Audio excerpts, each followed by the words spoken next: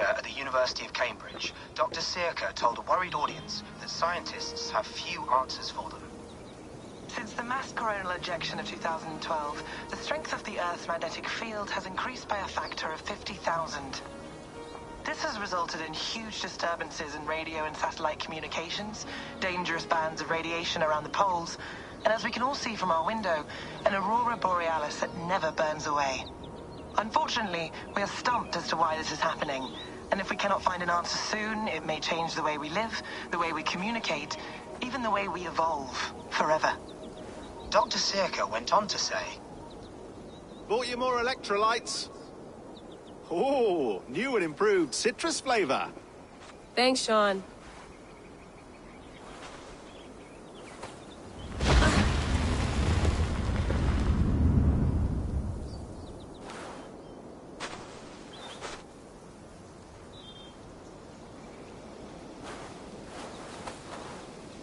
How do we fix this? How are you the key to everything?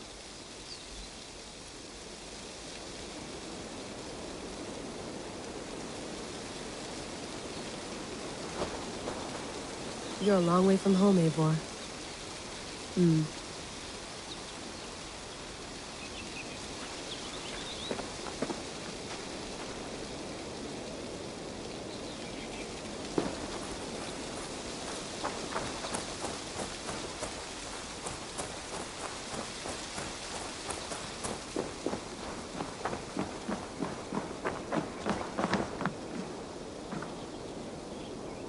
It's beautiful. But it's not normal.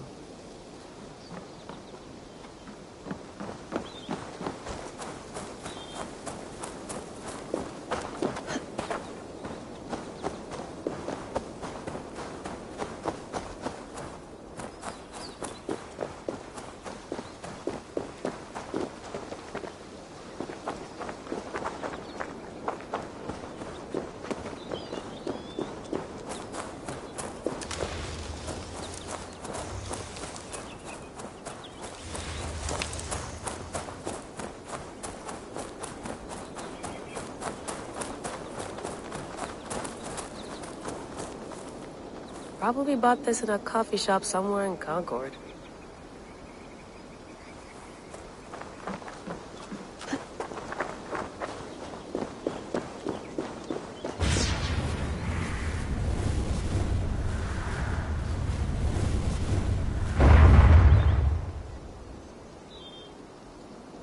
Another satellite. Damn. Someone's got mail. An invitation to a fair in Concord. Bring your best crop and you may win a prize. Tempting.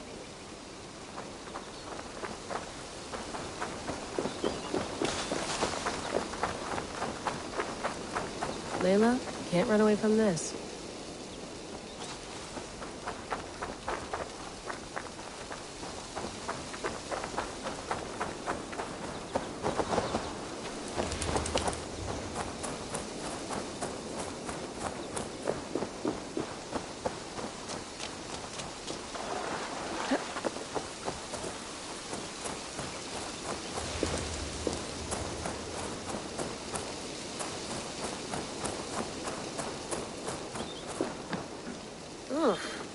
I'd rather walk into town than use this.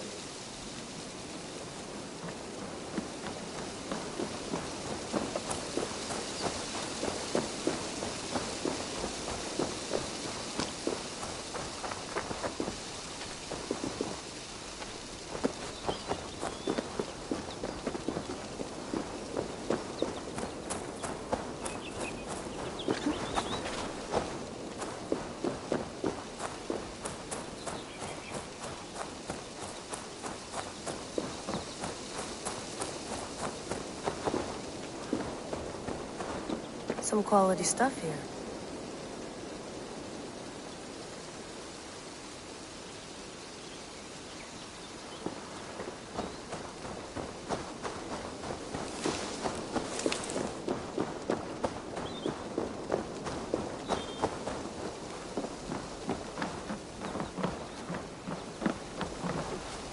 Would love to play around, but I have bigger things on my mind.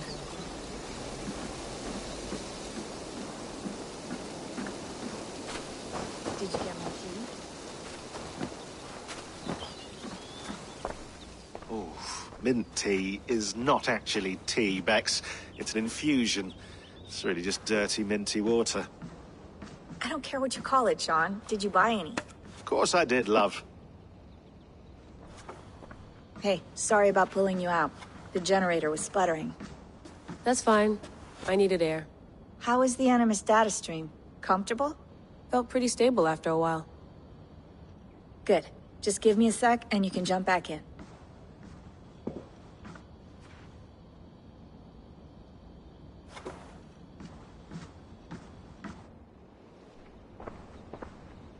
Another satellite came down. Did you see? I did. One of Abstergo's. That's good. Well, most of North America just lost its GPS service, so depends what you mean by good, really. Right. Even when we win, we lose. Okay, we're all set. Whenever you're ready, you can jump back in.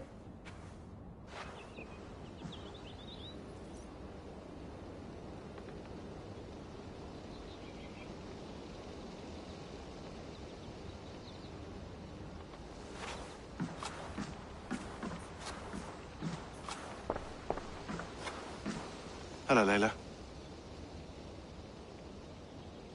Sean, what do you make of the grave out there?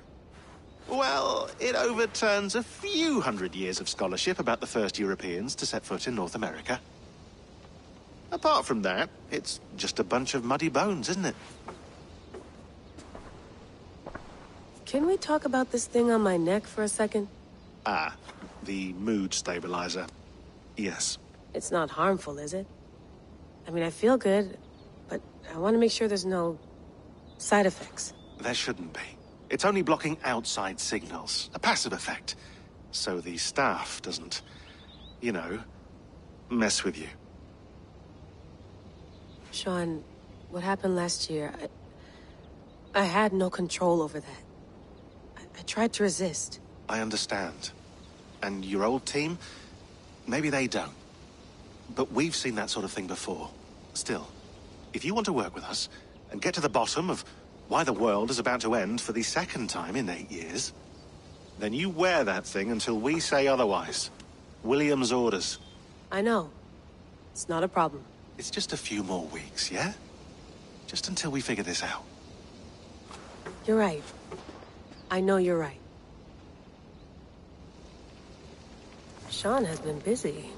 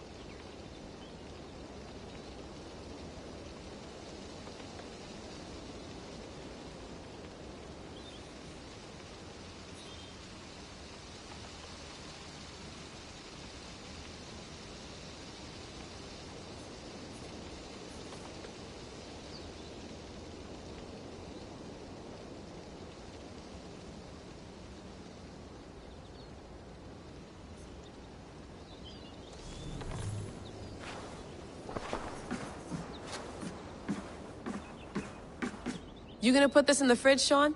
Of course. In half a minute. Remember, tomatoes go on the counter, not the fridge.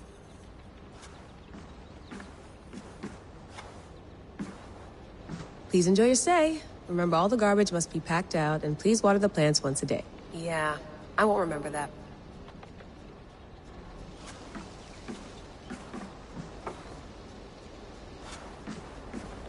Sean, don't forget to water the plants while I'm under, okay? I'll add it to the calendar and tattoo it on my leg.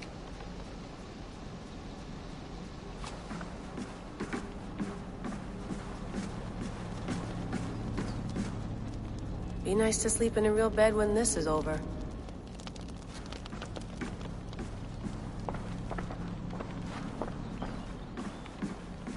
Feeling okay?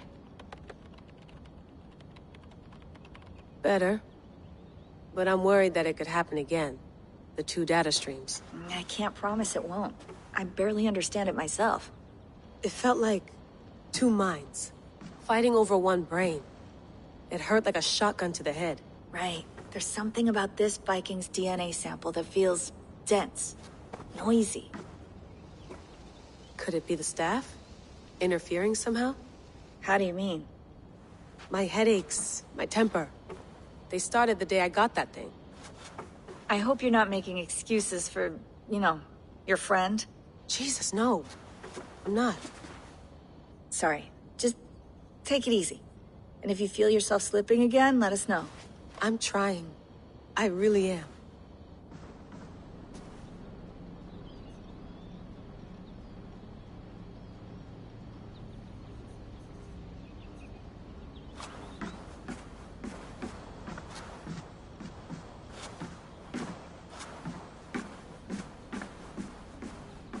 I went through hell to bring you here. It had better be worth it. Let's have a look.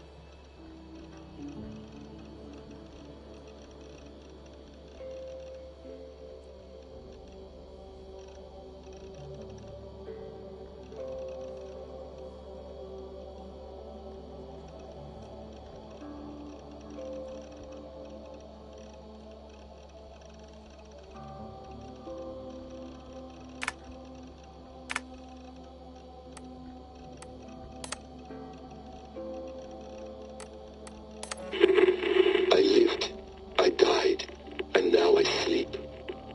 And in my sleep I dream. And in my dreams I see an end to the doom that will grip the earth once again. Find the wolf-kissed. Find the mad one. Find me. And save us all from another death.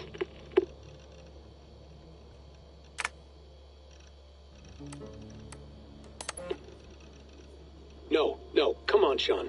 Turn that thing off. Oh, hold on. I like what you said there. I want to get this for posterity. Say it again, nice and loud. Seriously? Sure, come on. If nothing else, it'll give me leverage with your old man. Ah, that's your angle. Nice.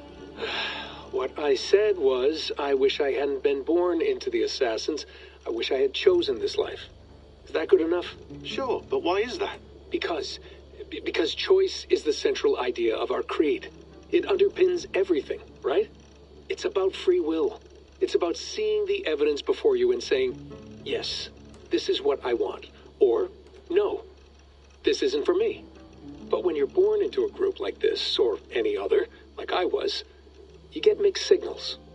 You get told over and over again, this is what we believe. These are the rules. This is reality. No deviation. And if you question it, oh, they look at you like you killed a puppy. That's hardly free will. It's a weird irony when free will is your central belief, but nobody wants you to believe otherwise. I don't know how to say it exactly, but I always thought there was something self-destructive about our creed. If free will is the most important moral guidepost we have, we should be free to ignore it. To choose submission, for example. You know what I mean? Like, we should be free to side with the Templars. If it's really my choice, I could do that. Right. It's almost self-refuting. A democracy could democratically elect a dictator or choose to get rid of democracy altogether. Within our creed is the seed of its own destruction. That's what makes it powerful, I think. And fragile. Right. The more freedom you have, the more risky it is, you know? Anyway, my dad has mellowed over the years, but he was strict when we lived on the farm. He ran a tight ship. I never got the impression that I was free to choose my path forward. Our creed, our tenets, they were drilled into my head. By the time I was a teenager, I was following these rules out of a sense of duty. This was just what we did. That happens to a lot of organizations over time. Stagnation sets in, you know? A fundamentalism. Yeah. Following the rules becomes more important than achieving whatever goal you set out for yourself. And people start to lose sight of the reason the rules exist. That's called deontology, or a form of it. Following a rule for its own sake, and not for the consequences it has. Yeah, but that feels backwards, doesn't it? Well, I think so. Following a rule is the easy part. Praying, taking a sip of wine, munching on a wafer. Rituals that give comfort. But that's just going through the motions. It makes people feel like they're doing something.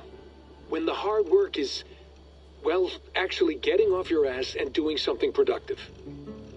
I think people just want boundaries. Tight boundaries. They want to see the four walls that pen them in. I don't disagree. Anything outside that, anything that makes life more complex, that's scary. That's why I envy you. You chose this life. You went through that process, and you decided, yes, I believe in this. Sure. It didn't stop me from being an insufferable know-it-all as a teenager, but I see your point. I would have loved to have been a know-it-all. I knew nothing. Not until you guys found me. Yeah. It wasn't until I met you, and Bex and Lucy, that I knew. I knew I wanted to be an assassin. Oh, thanks, Des. Come here. Bring it in, bud. I don't normally like touching, but we'll make an exception now. I am not hugging you. You sure? Because I smell very nice today. Can you just turn that off?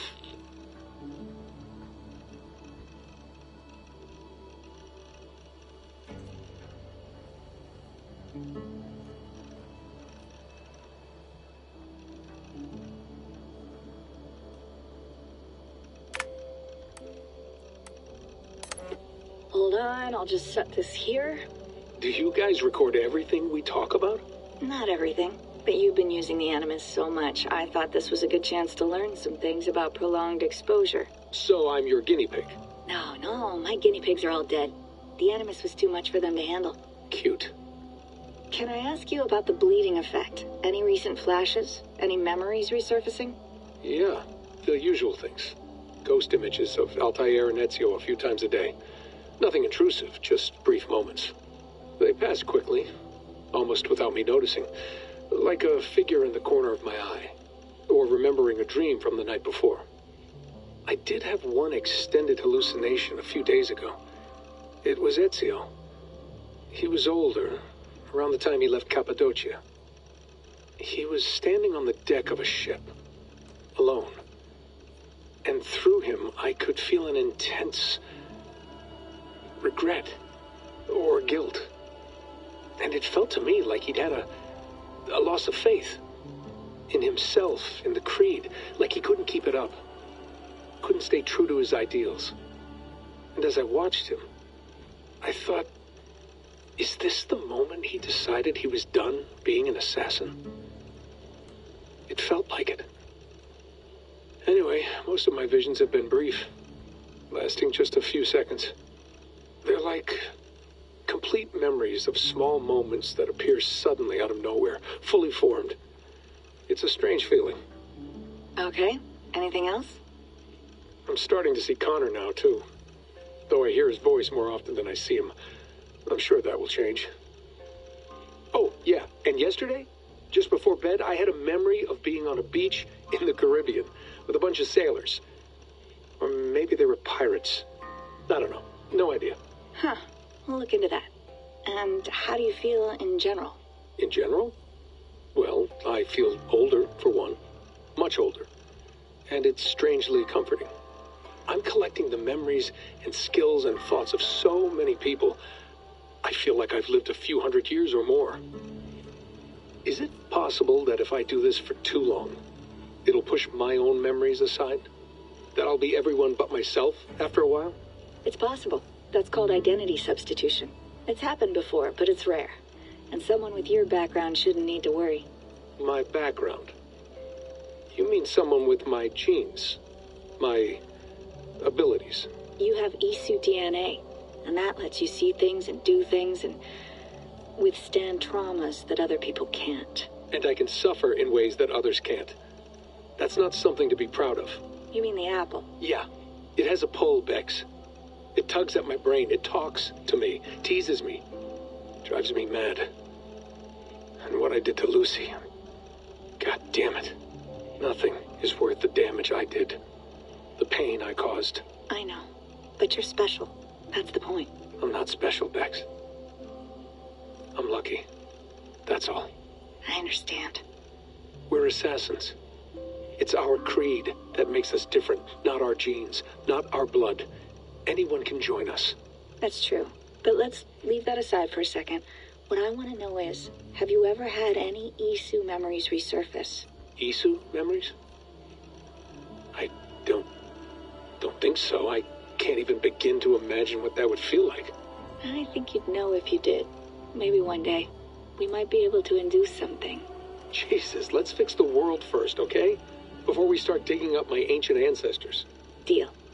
With my luck, I'll be related to some third-rate Isu like Sisyphus or something. Way to aim high, buddy. Hey, you gotta.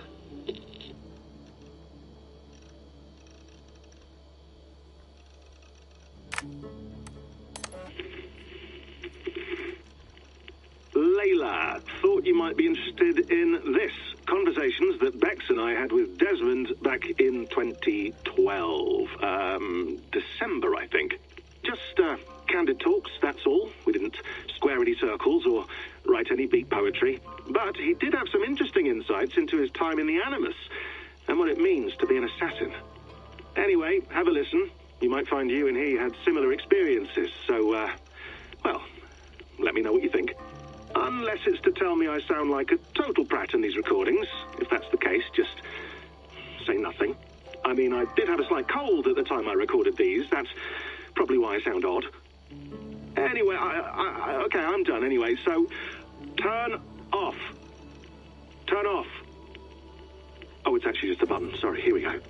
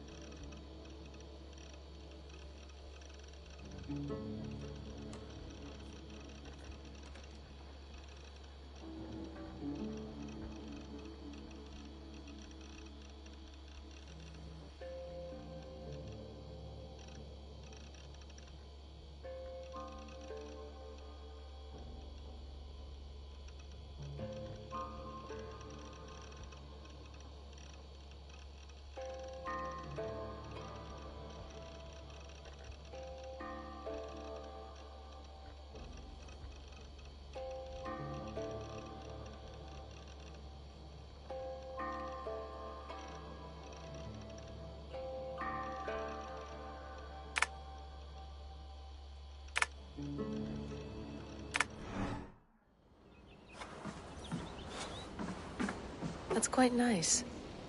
Soothing. You mind if I put some music on? Go for it. Cool.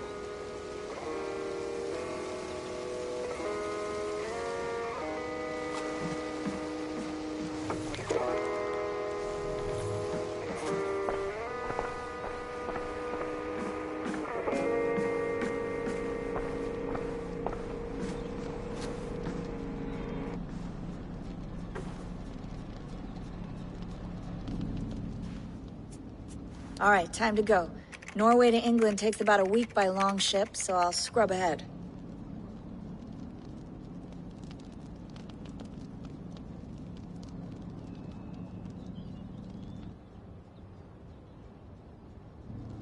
Layla, you okay? Sorry. Can you play the message again? We have the transcript. If you're looking for something, I can No, go and... I want to hear it. Okay. I don't mean to be cryptic. It's just... that message led us here. To this place. To a Norse grave in North America. So those bones out there are the only lead we have. Our only chance at fixing this planet before it's too late. Here it is. I lived, I died, and now I sleep. And in my sleep I dream. And in my dreams I see an end to the doom that will grip the earth once again. Find the wolf-kissed. Find the mad one. Find me. And save us all from another death. Unsettling, that is. That pulse in the message. Are you sure it's just coordinates? Nothing else? Nothing I can find. Okay, I'm ready. Here we go.